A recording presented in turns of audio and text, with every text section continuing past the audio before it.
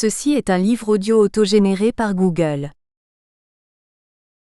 Critique littéraire, collection fondée par Maggie Albet et dirigée par Jérôme Martin.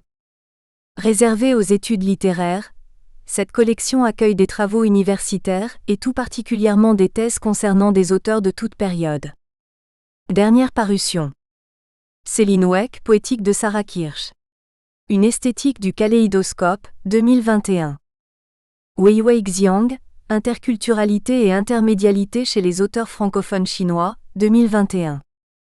Jean-Pierre Constant, François Mauriac et les arts. Entre clair-obscur et clairvoyance, 2020.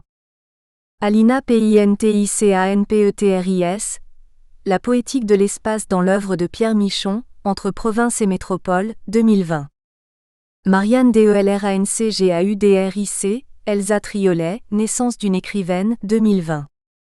Samantha Lemeunier, L'improvisation chez William Carlos Williams, 2020. Guiba Koné, L'espace africain postcolonial dans le roman français contemporain, 2020. Zibier Joé Bousquet, Correspondances amoureuses, 2020. Joseph Jurt, La réception littéraire en France et en Allemagne, 2020. Krouna Ishraq, La mer dans la littérature arabe, de l'encre à l'encre, 2019. Jean-Marc Houpert, Alphabet Valérian, Les modulations de lettres, 2019. Victor Kocay, Paul Valéry, Vers le poème Image, 2019. Manuel Esposito, La réception de l'Arioste par Italo Calvino. Pour une esthétique du détour, 2019. Bianca Livia Bartho, Hervé Bazin, Avatar d'une écriture poétique, 2019. Idrissa Cissé, Léon Gontran Damas et le défi de vivre, 2019. Aux alentours du château de Bisquétan, sur les coteaux de l'Entre-deux-Mers. Avril 2020 ou avril 2021. Cet essai tente de répondre à 3 questions posées par le texte de Cervantes et la bigarrure des contextes qui ont entouré les commentaires de l'œuvre. Comment, pour la postérité, ont été entretenus l'illusion, le mythe, l'idéalisation du héros Don Quichotte au prix d'un déni de l'abjuration finale de ses croyances au moment de sa mort et de la délivrance de son testament. En quoi la confusion entre la représentation et son réel aura fait passer le roman Don Quichotte à la post-vérité. Sur quels enjeux repose le déni de la réalité? Réplique. Amorce. Il m'aura fallu atteindre l'âge respectable de 69 balais, pour balayer préjugés et réticences, vaincre enfin le démon de la procrastination et me lancer dans une drôle d'aventure. La lecture de l'ouvrage, ô combien irrévérencieux et iconoclaste, de Cervantes, nous contant les exploits de cet ingénieux hidalgo que fut le chevalier errant Don Quichotte de la Manche. Pourtant, adolescent, j'avais souvent entendu parler de ce roman par mes camarades hispanisants, mais leurs impressions partagées, fort mitigées ou carrément contradictoires, ne pouvaient que renforcer mes doutes sur l'intérêt ou le plaisir à se plonger dans une œuvre aussi monumentale et dont l'imposant volume pouvait faire repoussoir. Si d'aucuns criaient au génie, louaient l'invention prodigieuse, l'imagination foisonnante, la forme truculente et burlesque de l'ensemble, notamment autour du personnage hilarant de Sancho Panza, d'autres n'y voyaient que longueur fastidieuse, redite ou digression interminable. Je reculais encore, repoussais le moment où je serais prêt à arpenter les pentes sinueuses de cette montagne littéraire. D'autant que cette image hautement stéréotypée d'un chevalier parcourant les plaines de la Mancha pour secourir et sauver veuves et orphelins, n'était pas, difficile de le nier, sans sérieusement m'agacer. Mais j'essayais de me raisonner. Ce n'était pas une raison suffisante pour dénier à cet immense roman la force de son écriture.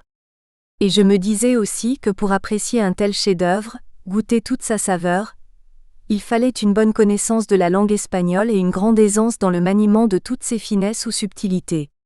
Or tel n'était pas mon cas, je verrai donc, plus tard. Beaucoup d'années passèrent au cours desquelles j'oubliais totalement le chevalier errant à la triste figure. Envisageant sans doute les aventures existentielles sous d'autres traits, et ne me figurant pas du tout que sa silhouette reviendrait un jour et à nouveau croiser mon chemin. Peut-être est-ce autour de la question de la folie qui ne m'avait, elle, sûrement pas oubliée, et dont les figures aberrantes, somme toute, ne cessaient d'œuvrer à la hantise de mon cheminement.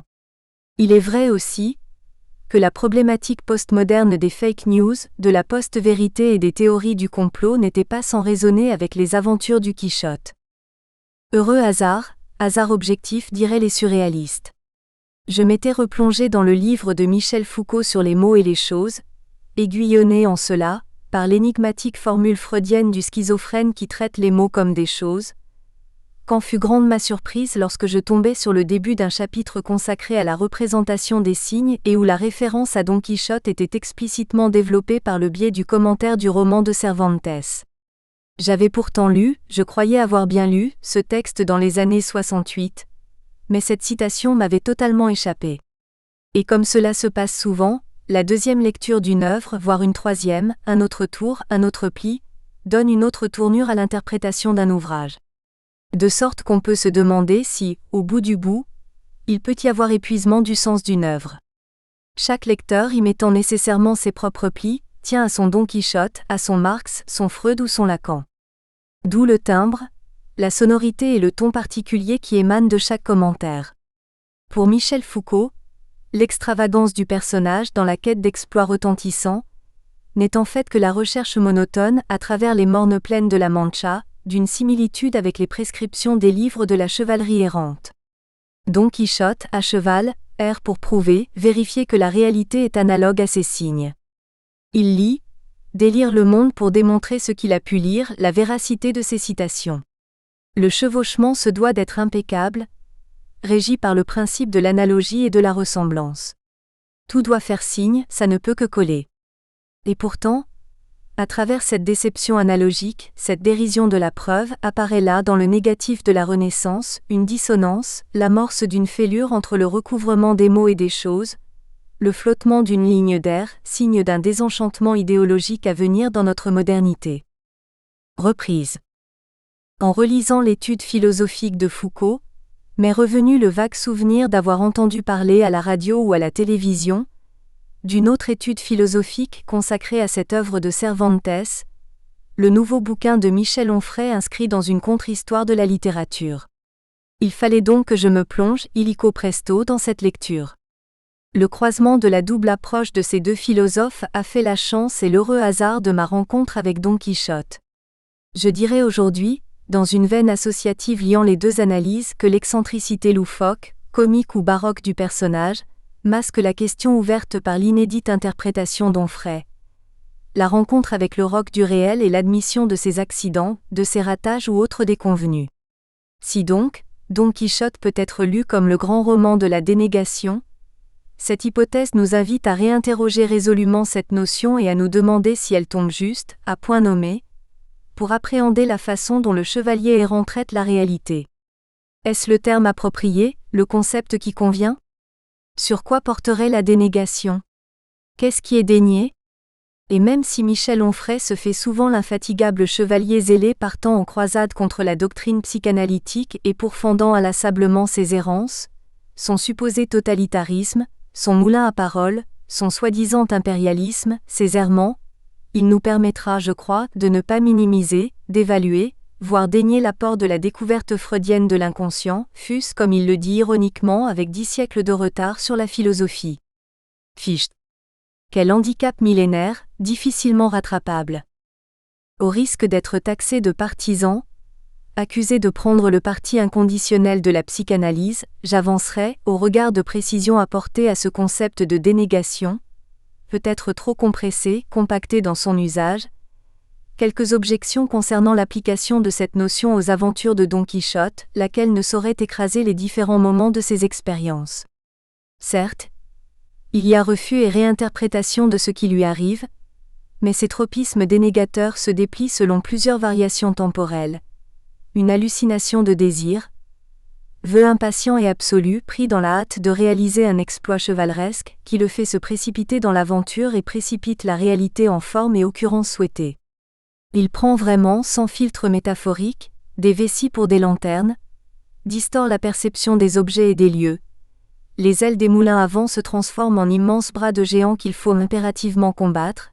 Les auberges n'ont d'espagnol que ce que notre hidalgo apporte en les trouvant semblables à des châteaux et la vision d'un barbier, au loin, qui a mis son bassin sur la tête pour se protéger de la pluie, se confond avec l'image d'un chevalier sur sa monture coiffé d'un aume d'or. La trivialité d'un ustensile de travail, servant tout simplement à raser, se voit par alchimie transmutée en aume de membrin sans un quelconque brin de critique. Bien au contraire. Et c'est le deuxième temps de l'opération. Si la réalité de la pièce ne correspond pas à la bonne forme d'un casque de chevalier illustre, alors, il est fait appel au principe de l'enchantement qui justifie la distorsion, l'écart entre le principe de plaisir et le principe de réalité. Et s'il n'y a pas correspondance ou congruence parfaite, il s'agira alors de refondre cette réalité, d'en forger une nouvelle forme qui illustrera le bien fondé de la croyance. Inversion topologique du rapport du sujet au discours dans lequel il est appelé, inclus, AP. Ce ne sont plus les images ou les lignes du livre qui illustrent la réalité, mais bel et bien le cours des événements qui doit faire l'illustration des récits de la chevalerie errante. Sais-tu ce que j'imagine, Sancho ? C'est que quelque accident extraordinaire a fait tomber cette fameuse pièce, ce aume enchanté, entre les mains d'un qui n'a pas su la reconnaître et en estimer la valeur, et sans savoir ce qu'il faisait, il a dû, en la voyant faite d'un or très pur, en fondre une partie pour tirer profit du prix, et avec l'autre il a fait ceci qui ressemble à un bassin de barbier comme tu le dis. Mais peu importe. Moi en tout cas je la reconnais et sa transmutation ne change rien. Je la réparerai au premier village où il y a un forgeron et d'une telle façon que celle qui fit et forgea le dieu des forges pour le dieu des batailles, ne la surpassera ni même ne l'égalera. Amplification de la toute-puissance délirante du personnage de la pièce. Tel un rédémer joycien qui se fait rémouleur des langues, en affûtant leurs tranchants ou à la manière d'un Siegfried wagnérien rendant l'unité au glaive brisé en lui donnant la robustesse d'un acier bien trempé, Don Quichotte tient la nouvelle forgerie de son aume pour un geste inégalé qui dépasse même la force créatrice des dieux. Il semble qu'une dimension supplémentaire s'ajoute au simple mécanisme d'une négation qui énonce que ce que l'on perçoit, fait ou sent, ce n'est pas ça, ou qui refuse de reconnaître comme vrai son propre acte. Don Quichotte en rajoute au sens où il fait intervenir une formation substitutive qui se met en travers de son chemin, un syndrome d'influence qui concourt à parasiter, entraver la réalisation d'exploits dignes d'un chevalier. C'est un sortilège qu'on lui a lancé, un maléfice qui s'accroche à ses basques. Un intrus est mentalisé pour expliquer, justifier ses déconvenues. Ôtez-moi du moindre doute. On complote contre Don Quichotte. Cela relève d'une persécution ou d'un envoûtement qu'il ne peut contrer qu'en faisant monter encore et encore les enchères de sa gigantesque toute-puissance. La réalité est forcée, forgée et reforgée à travers les signes de ce gigantesque défi. Lorsque 30 moulins apparaissent au loin, la perception de leurs ailes tournant sous le vent afin de faire se mouvoir la lourde pierre à broyer le grain se voit halluciner en 30 énormes géants étendant leurs immenses bras, au moins longs de 2 lieues. Certes, la réalité est déniée mais pas uniquement et négativement, elle est le lieu d'une déformation qui vire à transformation. Et quand notre Hidalgo entame ce combat littéralement fantastique, accentué par la dimension burlesque du récit de Cervantes, le vent se lève et fait tourner si violemment les ailes que sa lance se brise en 1000 morceaux, mettant cul par terre oscillante, la monture et le célèbre cavalier. Il se retrouve, rossé, moulu comme un grain de folie ou de moulin, foulé aux pieds par son cheval, défait. C'est alors que Sancho se permet de rappeler à son maître qu'il l'avait bien prévenu qu'il ne retirerait aucun gain de sa folle méprise. Mais que vaut le bon sens du recours à la dite réalité devant l'insensé délirant ? Panza ne peut que décocher une pique, un trait d'esprit à l'endroit de la cervelle du chevalier errant. Pour ignorer que ce n'était que des moulins à vent, il faut avoir les mêmes dans la tête. Cette réplique apparaît évidemment comme une interprétation sauvage qui insinue implicitement « Tout ce que vous entreprenez, ça tourne à vide, ça brasse du vent avec vos effets de manche ». Et en ce sens, son pouvoir est rapidement éventé par notre Hidalgo qui s'en remet à une intentionnalité qui le persécute afin d'expliquer cette distorsion de la réalité. On a changé ces géants en moulins pour le plaisir de lui ôter la gloire, à lui, Don Quichotte, de les avoir vaincus. Il est abusé, jalousé dans ses exploits. On vole son avenir de chevalier inscrit dans un devenir livresque.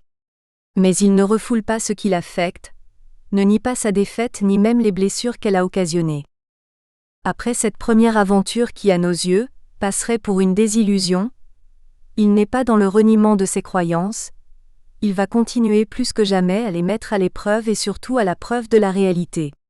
Il va en renier le flagrant démenti. Par ailleurs, il tient à son honneur, il a son code d'honneur. Un chevalier errant ne doit pas se plaindre même si les tripes lui sortent par le ventre. Et donc, pas de rumination névrotique où il pourrait se complaire dans la plainte hypocondriaque. En revanche, il explique et justifie ses déconvenues. Son seul tourment constamment réitéré, il l'attribue, l'impute, le projette et l'expulse au dehors, à une malédiction qui le persécute, le suit. Elle s'est abattue sur lui, et affecte l'issue des batailles qu'il ne cesse de livrer pour conjurer ses coups du sort et prouver son incomparable grandeur. Pourtant, cet insuccès n'est pas sans laisser des traces.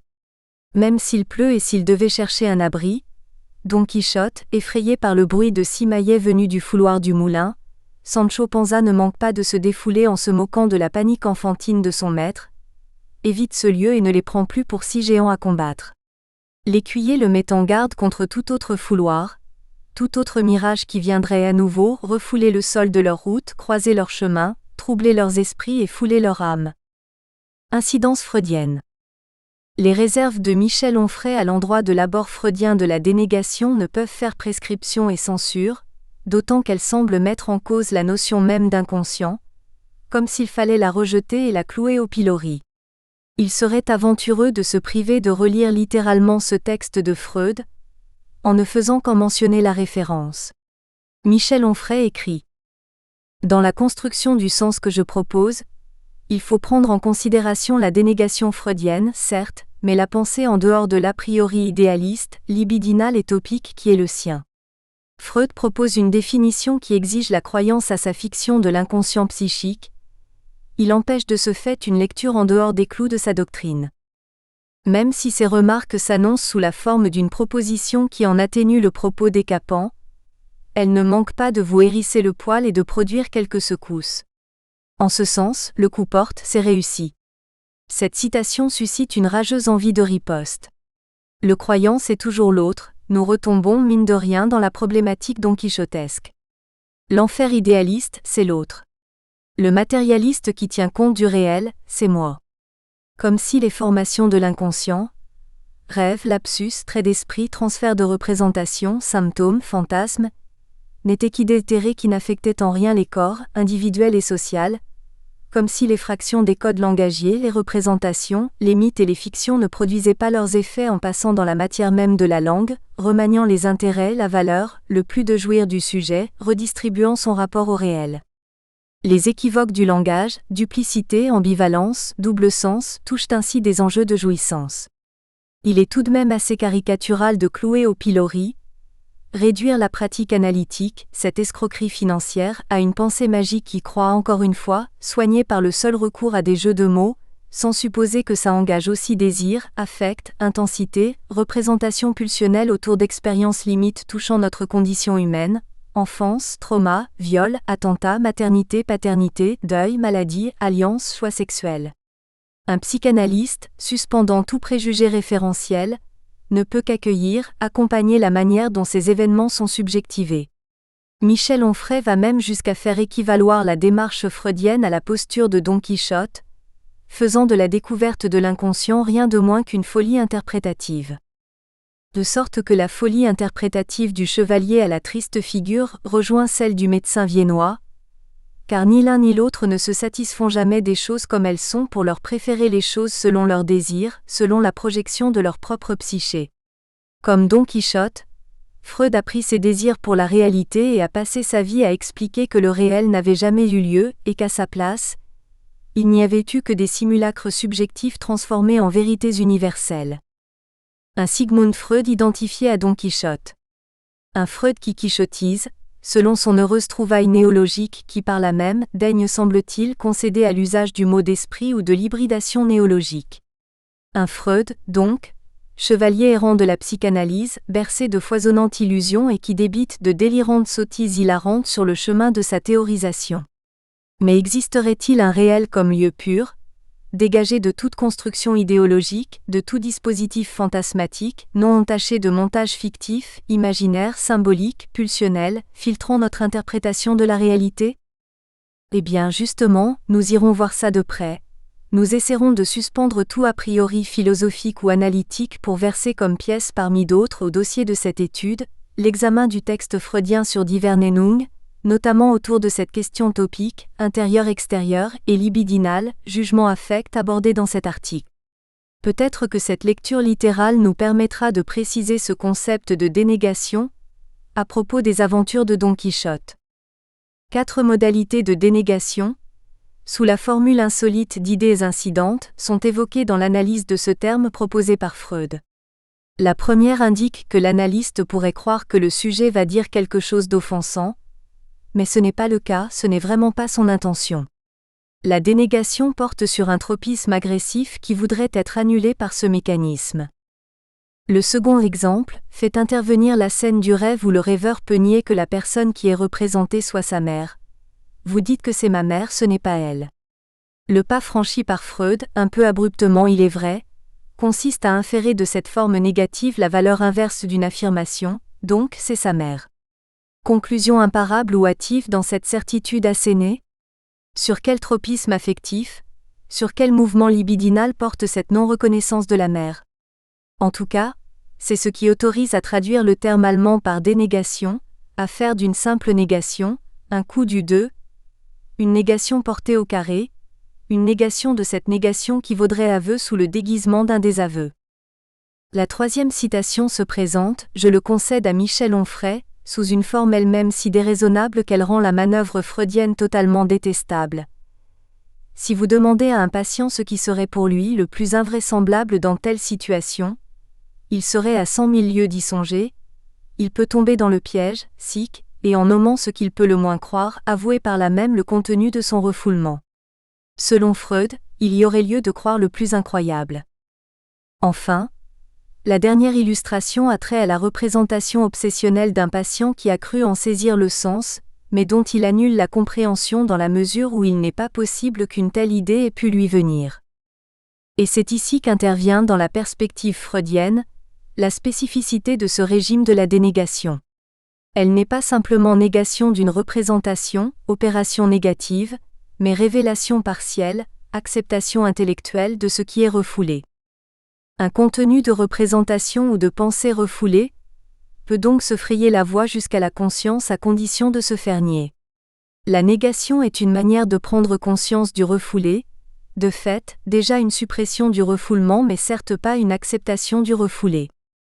Le jugement en tant qu'émergence de la pensée, dégage de l'affect ou de la représentation pulsionnelle refoulée mais n'enlève pas pour autant l'intensité libidinale sous-jacente, le coup fourré de la jouissance en jeu dans les investissements du sujet. La prise de conscience n'équivaut pas forcément à une déprise. Elle ne saurait s'effectuer justement sans transfert libidinal. Dans un commentaire de la Verneinung paru dans les écrits de Jacques Lacan, le philosophe Jean Hippolyte fait référence à la dialectique hegélienne pour tenter de traduire cette opération qui soulève bien des questions. Dans la dialectique hegélienne, l'Aufhebung veut dire à la fois nier, supprimer et conserver, et foncièrement soulever. Dans la réalité, ça peut être l'Aufhebung d'une pierre, ou aussi bien la cessation de mon abonnement à un journal. Freud ici nous dit, la dénégation est une Aufhebung du refoulement, mais non point pour autant une acceptation du refoulé. Relever intellectuellement le refoulement, le noter sur sa carte, ne saurait équivaloir à en faire la relève, au sens où Jacques Derrida a pu forger ce terme, dans une admission possible du réel qui s'écarte d'une négation retranchant sa légitimité, défalquant sa validité.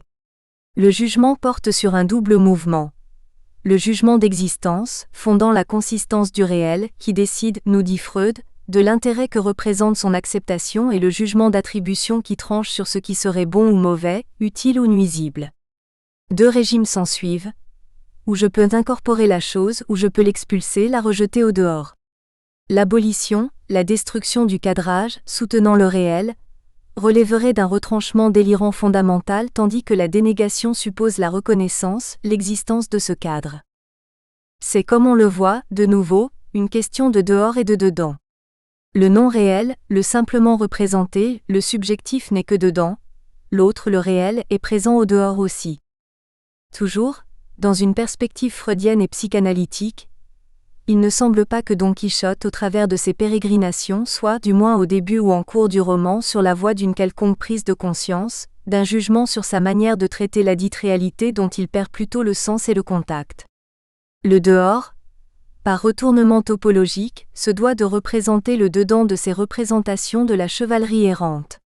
Il expulse la perception qui gêne cette continuité en superposant, incrustant ses visions fantastiques et fantasmatiques. La réalité qui n'adoube pas son fantasme est l'objet d'un doute recouvert très vite par une reconstruction de ses traits, une recomposition de ses figures. Elle ne fait pas allégeance à sa renommée et donc, il ne la reconnaît pas, il la nomme autrement, il ne fait pas allégeance de ce réel désespérément hostile. Le chevalier ne peut alors chevaucher que sur une réalité reconfigurée, une réalité augmentée, à hauteur de ses ambitions démesurées, fonctionnant comme compensation et suppléance. Il ne surgit à aucun moment une acceptation intellectuelle de ce que Don Quichotte foule aux pieds dans sa représentation du réel. Sauf peut-être, et nous en discuterons la problématique, au moment de sa mort. Mais l'admission de ces errements antérieurs prend plutôt la forme d'un état mélancolique et d'une reconnaissance triste et douloureuse dans la perte de ses illusions. Dès qu'on parcourt les premières pages, on est tout de suite captivé par ce qui fait le double suspens du livre, alimentant une curiosité et une impatience qui portent sur la connaissance de la suite. Qu'est-ce que Don Quichotte va bien pouvoir inventer comme nouvel exploit, nouveau défi à relever ? Par ailleurs, comment va-t-il se relever, ou pas, de ces loufoques péripéties ? Et quelle réplique va trouver Sancho pour accompagner, voire souffler ce délire ? Bref, on a hâte de connaître la fin de l'histoire, mais comment donc ça va finir tout ça ? Mais on se rend compte très vite aussi qu'à travers la question de cette dénégation de la réalité ouverte par Michel Onfray, se pose aussi le problème des conditions de la représentation, des régimes de la vérité qui construisent le montage et l'agencement des faits. Cette œuvre de Cervantes s'avère d'une étonnante modernité si on la lit comme une vertigineuse mise en abîme du récit à travers la diversité des narrateurs. Le catholique Cervantes, le Morcide Ahmed Benengeli, le traducteur de ce texte arabe, la version considérée comme tendancieuse d'un certain Avellaneda, et peut-être aussi la propre histoire de Miguel. La narration s'avère-t-elle de première, de seconde main ? Doivent être également prises en considération les différents supports de la représentation, relation de l'épopée sous forme de récits, de lettres, de sonnets, poèmes ou de nouvelles incrustées obliquement dans le texte de l'intrigue et dont il y aura lieu d'interroger la fonction intrigante. La machinerie de cette écriture redouble le régime de la fiction qui tisse la trame du récit. Comme distinguer le vrai Don Quichotte du faux ? Le faux Sancho du vrai Panza ? De quel point de vue sont-ils regardés, parlés ? La version est-elle vraisemblable, apocryphe ou comporte-t-elle des oublis ? D'autant que stratagèmes, tromperies, déguisements, choses-trappes pullulent dans l'histoire, rendant la vérité flottante et la réalité vacillante. La frontière entre la semblance et le réel paraît bien ténue puisque Don Quichotte... Nous espérons que vous avez apprécié cet aperçu. Pour continuer à écouter ce livre audio sur Google Play Livres, utilisez le lien dans la description de la vidéo.